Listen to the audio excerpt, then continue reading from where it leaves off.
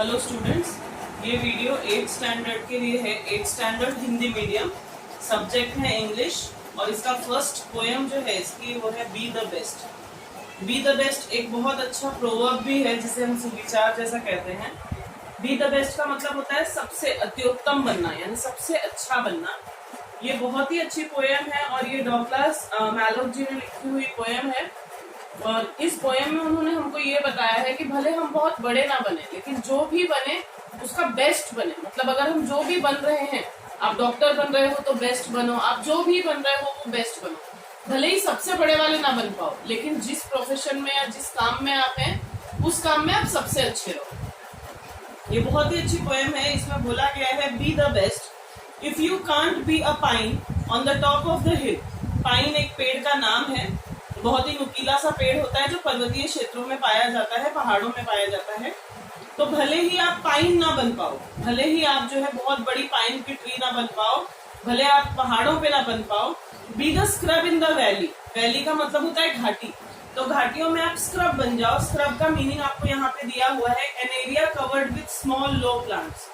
मतलब आप भले ही पाइन ट्री ना बन पाओ बड़े से पहाड़ पर, लेकिन आप छोटी सी घाटी में जो बहुत दूर तक हरियाली फैली हुई होती है। स्क्रब का मतलब होता है एक बड़ी सी जगह जो है वहां पर छोटे छोटे पेड़ एक साथ जब बने उगे हुए होते हैं, उसे हम स्क्रब कहते हैं। तो भले ही आप पाइन ट्री ना बन पाओ हिल्स पर, लेकिन आप छोटे छोटे स्क्रब बन जाओ। कहाँ पर? वैलियों में यानी घाटियों में। The best little scrub by the side of the rill. Rill का मतलब दिया हुआ है आपको स्ट्रीम। स्ट्रीम का मतलब होता है जिसे हम झरना कहते हैं। तो अब आप जो है आप स्क्रब बन जाओ। आप कहाँ पे स्क्रब बन जाओगे? घाटियों में बन जाओ। या the best little scrub by the side of reels. Reels यानी अभी मैंने बताया जैसे कि झरना होता है, तो भले झरने के दोनों तरफ आप बहुत ही सुंदर स्क्रब बन जाओ, वहां पे हरियाली फैला दो। Be a bush if you can't be a tree. Bush, Bush का मतलब होता है झाड़ी, हम बोलते हैं उसको। तो भले आप बहुत बड़ा सा पेड़ न बन पाओ, एक वृक्ष ना बन पाओ, तो बुश बन जाओ। बुश यानी झाड़ियां, छोटी छोटी झाड़ियां बन जाओ। बहुत बड़े पेड़ ना बन सको तो भी, लेकिन जो भी बनो बेस्ट बनो।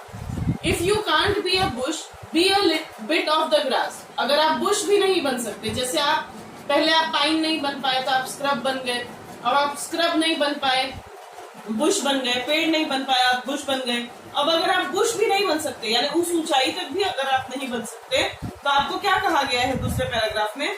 If you can't be a bush be a bit of the grass. Grass का मतलब होता है घास, तृण। उसका आप छोटा सा बिट, बिट का मतलब होता है टुकड़ा।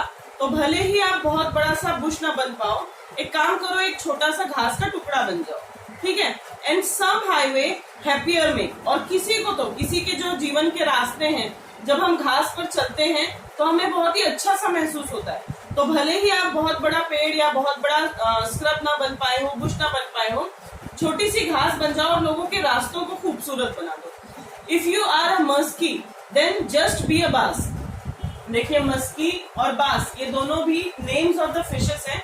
इसमें से मस्की जो है वो थोड़ी महंगी वाली, जिसे हम कहते हैं बहुत ही अच्छी क्वालिटी की फिश होती है, और जो बास है वो कॉमन फिश है। तो हमको यहाँ पे ये लिखा है, if you are a muskie then just be a bass. अगर आप एक मस्की बन जाओ, एक बास बन जाओ, बट द लाइवलीस्ट बास इन द लेक। लेकिन ऐसी बास बनो, ऐसे फिश बनो जो लेक को, लेक यानी क्या होता है? झील।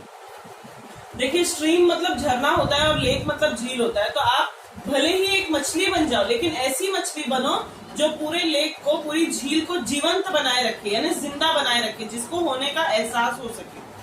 We can't all the captain. हम सब के सब, देखिए, हम जब भी किसी, आप जैसे अभी एक क्लास में है तो सबके सब फर्स्ट नहीं आ सकते, लेकिन सबके सब अपनी अपनी पोजीशन पे अपना बेस्ट देने की कोशिश कर सकते हैं। 50% पाने वाला बच्चा 60% की कोशिश कर सकता है, 60% वाला 70 की कोशिश कर सकता है, यानी हम जहाँ पे भी हैं वहां पे बेस्ट बनने की कोशिश कर सकते हैं। We can't all the captain. हम सब के सब कैप्टन नहीं बन सकते। कैप्टन यानी सेनापति, आप समझ लीजिए। तो हर जगह जहाँ पे भी लोग होते हैं ना, उनमें हर एक कोई लीडर नहीं बन सकता। But we have got to be crew. Crew का मीनिंग यहाँ पे आप देख सकते हैं। क्रू का मतलब होता है sellers who work on the ship. Sellers यानी होता है नाविक। तो जब एक शिप होती है, एक पानी का बड़ा सा जहाज होता है, तो उसमें अगर खूब सारे सेलर्स हैं, यानी बहुत सारे नाविक हैं, और उनमें से एक सेनापति हो सकता है। तो भले हम सेनापति नहीं बन सकते, हम कैप्टन नहीं बन सकते, पर हम सेलर तो बन सकते हैं, हम नाविक तो बन सकते हैं। तो we can't all be captains, we have got to be crew, there is something for all of us here. हमको ये बताया गया है कि इस दुनिया में सभी के हिस्से में कुछ ना कुछ आता है, हर कोई कहीं ना कहीं महत्वपूर्ण माना जाता है। There is big work to do and there is lesser to do, मतलब हर जगह बिग वर्क यानी बड़े बड़े काम है और कुछ जगह पे लेसर यानी छोटे छोटे काम जो अनइम्पोर्टेंट होते हैं। इंपॉर्टेंट का विरुद्धार्थी है, ऑपोजिट वर्ड है अनइम्पोर्टेंट। तो there is big work to do and there is lesser to do. आप बड़े बड़े काम भी कर सकते हो लेकिन छोटे छोटे काम भी कर सकते हो।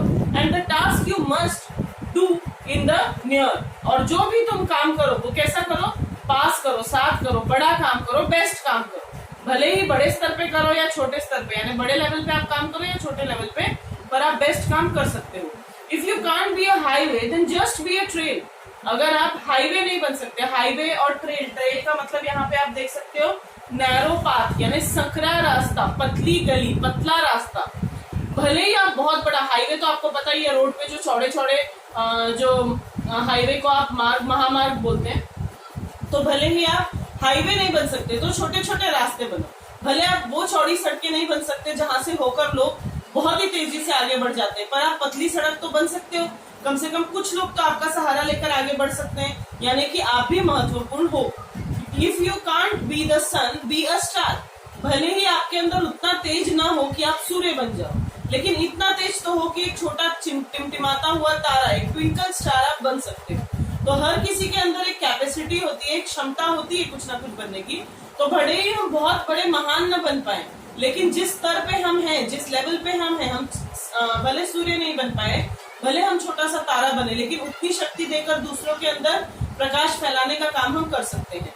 It isn't by size that you win और यू फेल। देखिए ये एक ही वाक्य है जिसके अंदर विन और फेल यानी जीतना और हारना, ये दोनों चीजें आ रही हैं। अभी आप धीरे धीरे 8th में पहुंच गए हो, अब फिगर्स ऑफ स्पीच आएंगी आपको।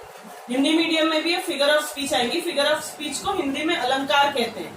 तो इस तरह की छोटी छोटी सी चीजें अब धीरे धीरे आपको आएंगी। तो एक ही सेंटेंस में जब दो ऑपोजिट वर्ड्स यूज होते हैं यानी दो विरुद्धार्थी शब्द यूज होते हैं, तो वो जो अलंकार है इंग्लिश में उसे हम कहते हैं एंटीथेसिस। तो यहाँ पे एक अलंकार है, एक फिगर ऑफ स्पीच है जिसको हम बोलेंगे एंटीथेसिस। तो it isn't by size that you win और यू फेल। ये आपकी आकार पे, आपकी साइज पे निर्भर नहीं करता कि आप जीतेंगे या हारेंगे। हिंदी में भी जैसे हम पढ़ते हैं कि जहाँ पे सुई का काम होता है वो काम तलवार नहीं कर सकती है। तो इसीलिए हर छोटी और बड़ी चीज का अपना अपना महत्व होता है। ऐसा नहीं है कि आप छोटे हैं तो आप बहुत बड़े नहीं बन सकेंगे, या आप बहुत महत्वपूर्ण नहीं है, या आप जीत नहीं सकते, या आप हार जाएंगे, ऐसी कोई भी बात नहीं होती है। It isn't by size that you win और you fail, be the best of what ever you are. आप चाहे जो भी हो, जैसे भी हो, वहां पे अपना बेस्ट करने की कोशिश कीजिए। आपके मन में आगे चल के गिल्ट, जिसे हम कहते हैं कि तकलीफ नहीं होनी चाहिए या अफसोस नहीं होना चाहिए कि हमने ये काम नहीं किया।